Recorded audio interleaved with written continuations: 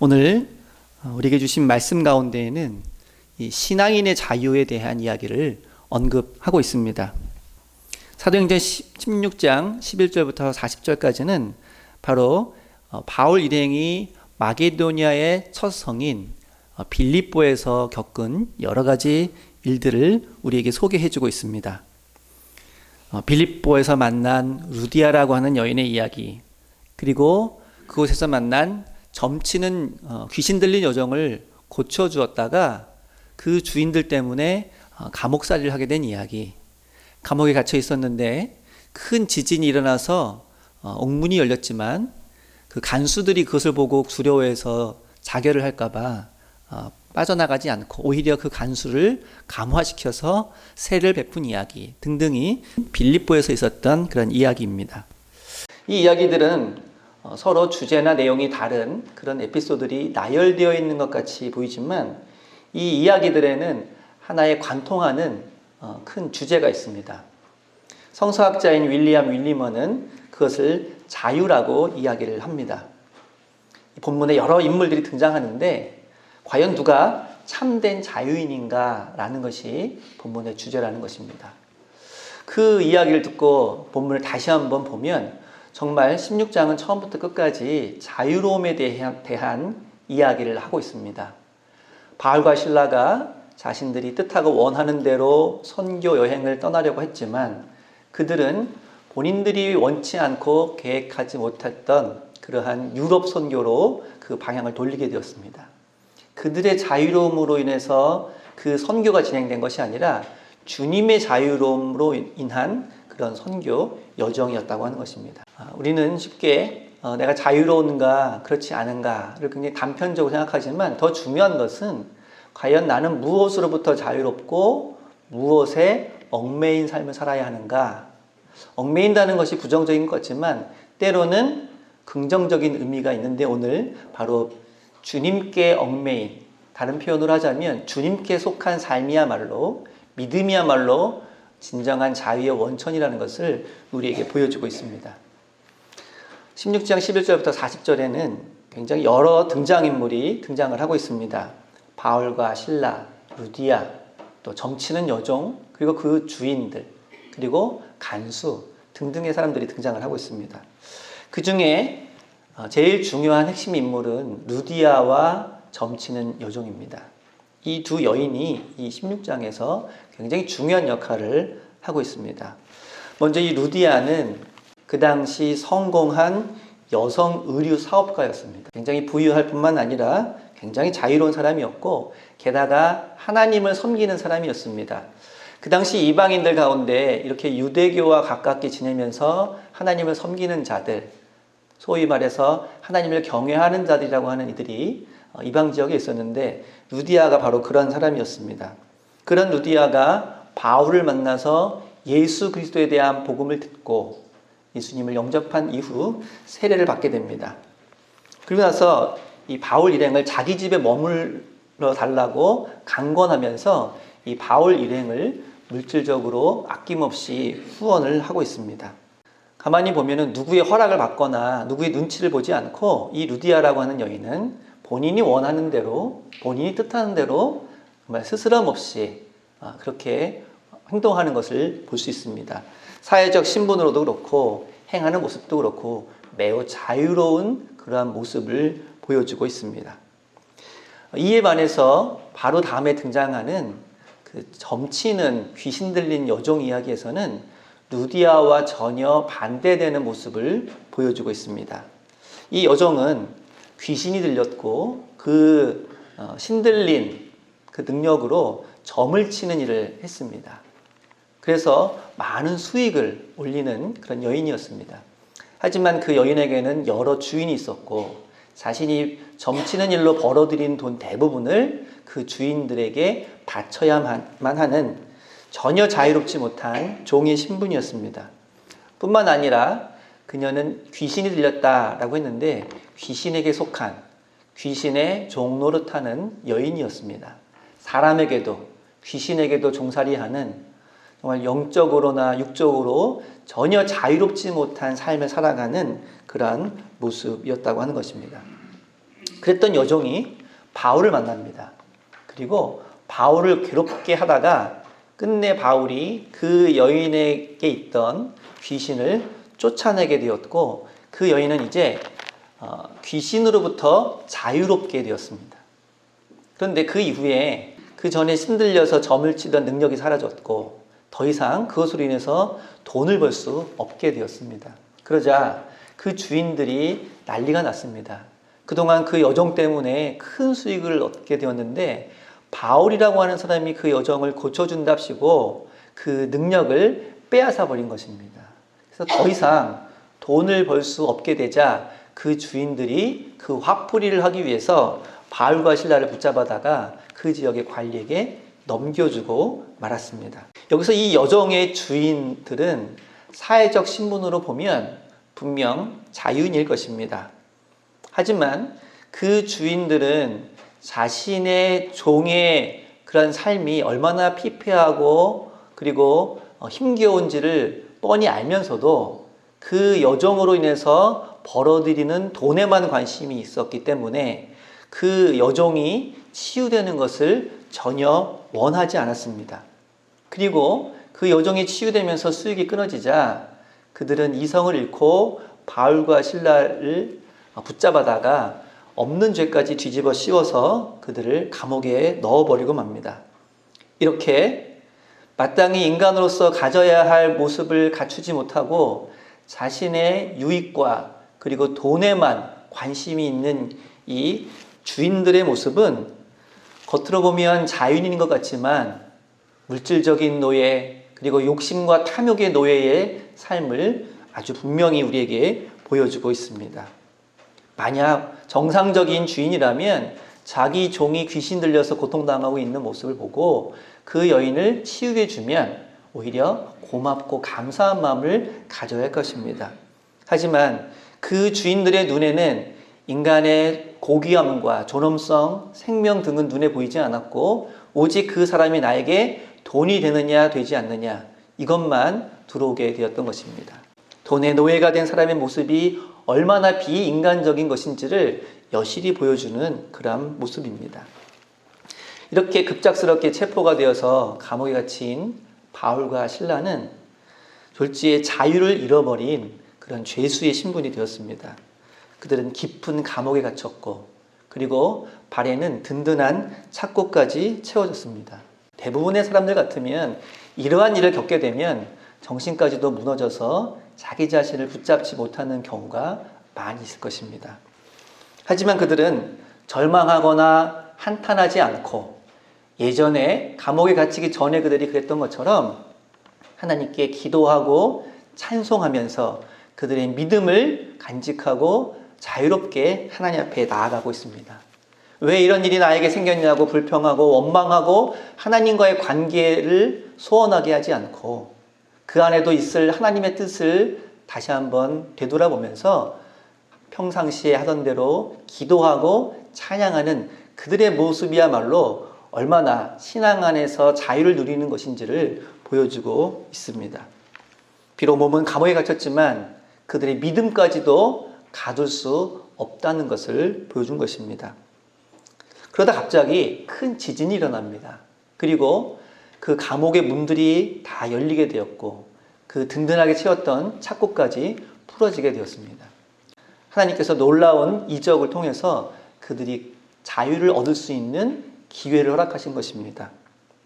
근데 더 놀라운 것은 지진 때문에 옥문이 열린 것도 놀랍지만 그들이 얻은 자유를 얻을 수 있는 그 기회를 그들은 자신들의 이익만을 위해서 자신들이 풀려나는 것만을 위해서 그 기회를 쓰지 않고 그것을 선교의 기회로 삼고 있다는 것입니다.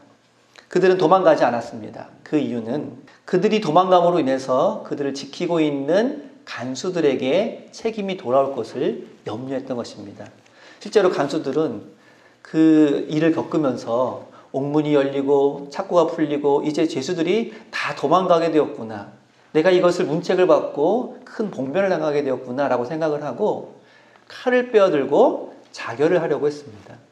내가 욕을 보느니 차라리 여기서 스스로 목숨을 끊는 게 낫겠다 라고 그 마음이 순식간에 무너지고 만 것입니다. 그리고 이 간수를 오히려 바울과 실라가 도와줍니다. 우리는 아무도 도망가지 않았다. 내 생명을 아끼라고 그 간수를 지금 만류하고 있습니다. 이 모습만 보면 바울과 실라가 그 간수보다도 훨씬 더 자유로운 모습임을 알 수 있는 것입니다. 이 간수는 비록 그 죄수들에 비해서는 굉장히 큰 권세를 가지고 있고 자유로운 것 같지만 사실 그도 로마 제국이라고 하는 거대한 조직의 가장 말단에 있는 자기 마음대로 아무것도 할 수 없는 그러한 처지의 사람이었습니다. 겉보기에는 자유롭지만 그러나 실제로는 그 자유가 매우 제한적이고 스스로 판단하거나 행동할 수 있는 그 범위가 매우 좁은 그런 삶을 살고 있었던 사람이기 때문에 그 일이 무너지자 그 감옥문이 열리고 자기가 책임져야 되는 일이 있자 그는 이제 두려움에 빠지게 되었고 그리고 절망에 빠져서 금세 무너져 스스로 목숨을 끊으려고 했던 것입니다. 그랬던 그가 참된 자유를 얻을 기회를 맞이합니다. 루디아가 그랬던 것처럼 그리고 점치는 여종이 그랬던 것처럼 바울을 만나서 우리에게 참된 자유를 주시는 예수 그리스도에 대해 그 복음을 듣게 된다고 하는 것입니다. 그리고 그는 정말 참된 자유가 무엇인지를 이제 겨우 깨닫게 됩니다. 옥문이 열렸지만 도망가지 않고 자신들을 만류하는 그 바울과 실라를 이 간수가 보기에는 정말 대단한 사람이라고 생각했을 것입니다. 보통 사람이 아니구나. 이 사람은 뭔가 그 속에 정말 큰 것을 가지고 있는 사람이구나 라는 생각으로 이 간수가 바울과 실라 앞에 엎드립니다. 선생들이여, 내가 어떻게 하여야 구원을 받으리이까? 이렇게 간청하는 간수에게 바울과 실라는 이렇게 말합니다. 주 예수를 믿으라. 그리하면 너와 내 집이 구원을 얻으리라. 사실 구원이 더 필요한 사람은 바울과 실라였습니다. 감옥에 갇혀 있었고 이제 자칫 그들에게 큰 위협이 다가올 수 있었기 때문에 그 감옥에서 풀려나는 것, 또 일이 잘 마무리되는 것, 이것을 바라는 쪽은 오히려 바울과 실라였을 것입니다. 하지만 이제 상황이 완전히 역전이 되어서 이 간수가 구원을 바라게 되었습니다. 근데 지금 이들이 나누는 대화 가운데 나오는 이 구원은 죽은 다음에 천국에 들어간다는 그런 의미로 나누는 대화가 아니라 이 간수는 이렇게 혼란하고 자신에게 큰 위협이 되는 이 상황을 어떻게 하면 벗어날 수 있겠습니까? 라는 질문입니다. 이에 대해서 바울은 진정한 자유는 예수 그리스도를 믿는 것만이 참된 자유라는 그런 말씀을 전하고 있습니다. 당시 로마 황제의 얼굴이 새겨져 있는 동전에는 이 믿음이라는 단어가 같이 새겨져 있습니다. 피스티스라는 이 단어가 그 당시 동전에 새겨져 있는 그 뜻은 오직 로마 황제에게만 우리의 믿음과 신뢰와 그리고 헌신의 대상이 되어야 한다. 우리는 로마 황제만 믿고 로마 황제만 신뢰하고 로마 황제만 따라야 된다라는 의미로 동전에는 로마 황제의 얼굴을 그리고 거기에는 피스티스라고 하는 믿음이라는 단어를 새겨 넣었던 것입니다. 자, 그런데 지금 바울은 그러한 로마 체제 아래에서 가장 말단에 속해 있는 나름대로 충실하게 그 사회 질서에 순복하면서 살아가고 있는 그 간수에게 오직 주 예수를 믿으라고 지금 선포하고 있습니다.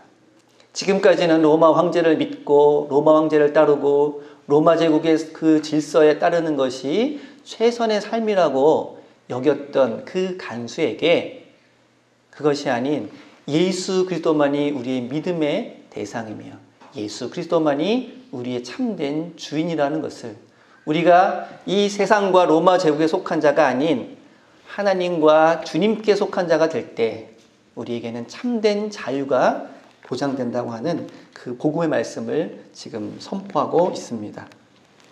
세상에서의 거짓된 자유를 끊고 예수께 속한 참된 자유를 얻으라는 것입니다.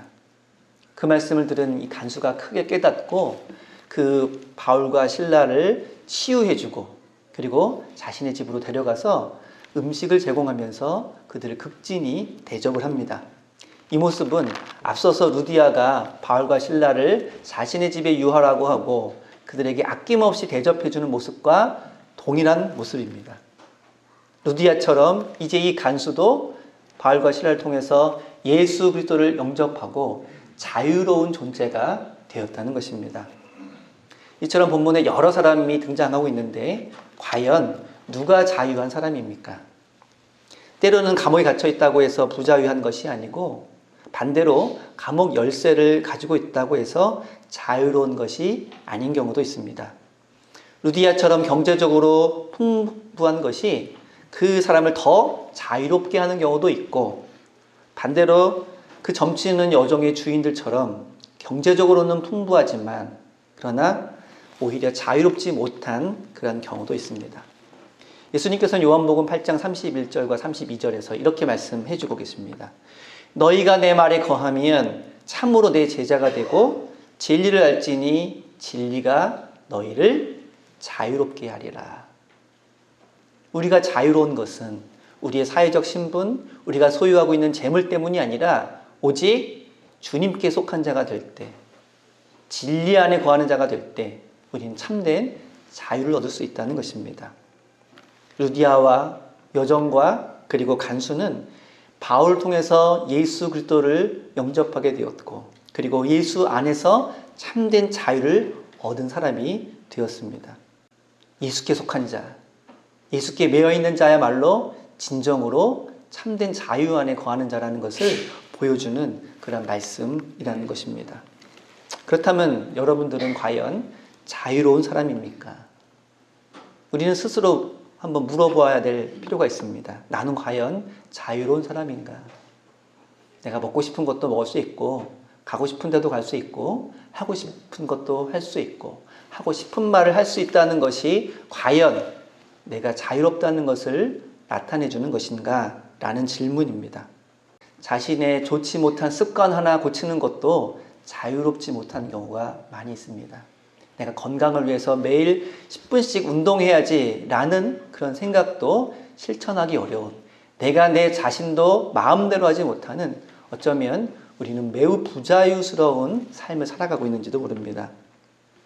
뿐만 아니라 우리는 알게 모르게 우리가 속해 있는 이 사회의 문화, 가치, 그리고 질서, 법, 제도, 관습 이런 것들 때문에 내가 판단하고 생각하는 것이 전적으로 자유로운 것이 아니라 누군가에게 배우거나 누군가에게 주입된 것을 그대로 실천하고 또 생각하는 경우도 많이 있습니다.